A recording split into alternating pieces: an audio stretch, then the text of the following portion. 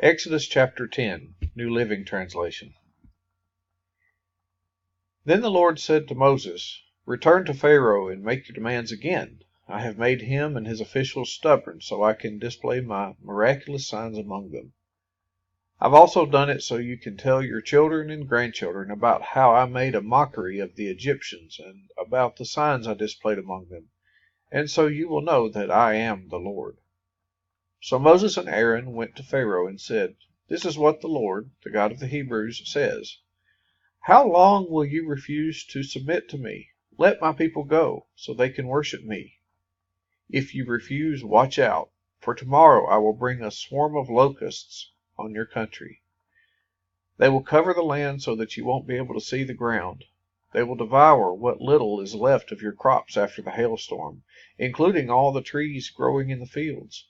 They will overrun your palaces and the homes of your officials and all the houses in Egypt.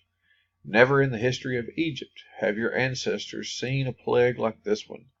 And with that, Moses turned and left Pharaoh. Pharaoh's officials now came to Pharaoh and appealed to him. "How long will you let this man hold us hostage? Let the men go to worship the Lord their God. Don't you realize that Egypt lies in ruins?" So Moses and Aaron were brought back to Pharaoh. "All right," he told them, "go and worship the Lord your God. But who exactly will be going with you?"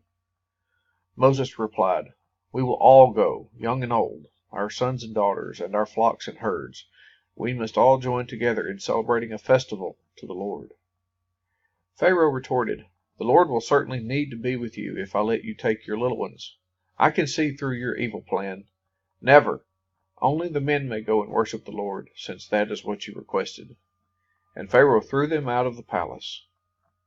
Then the Lord said to Moses, "Raise your hand over the land of Egypt to bring on the locusts. Let them cover the land and devour every plant that survived the hailstorm." So Moses raised his staff over Egypt, and the Lord caused an east wind to blow over the land all that day and through the night. When morning arrived, the east wind had brought the locusts.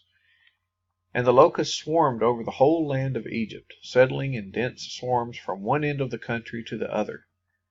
It was the worst locust plague in Egyptian history, and there has never been another one like it. For the locusts covered the whole country and darkened the land. They devoured every plant in the fields and all the fruit on the trees that had survived the hailstorm. Not a single leaf was left on the trees and plants throughout the land of Egypt. Pharaoh quickly summoned Moses and Aaron. "I have sinned against the Lord your God and against you," he confessed. "Forgive my sin just this once and plead with the Lord your God to take away this death from me." So Moses left Pharaoh's court and pleaded with the Lord. The Lord responded by shifting the wind, and the strong west wind blew the locusts into the Red Sea. Not a single locust remained in all the land of Egypt. But the Lord hardened Pharaoh's heart again, so he refused to let the people go.